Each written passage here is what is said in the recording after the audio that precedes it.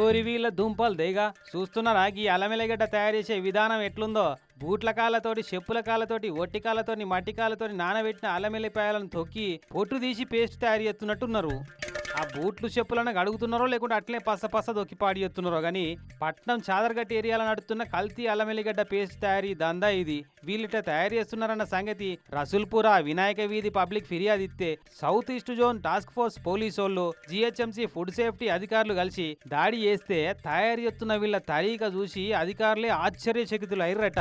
ఈడికే అయిపోలే, మురిగిపోయిన కుళ్ళిపోయిన అల్లమెల్లిగడ్డలను కూడా కలిపి అందులో ఇంత ఈ ఎసిటిక్ యాసిడ్ కలిపి పేస్ట్ రూపి డబ్బాలలో ప్యాకింగ్ చేస్తున్నారట ఖరాబ్ కాకుండా.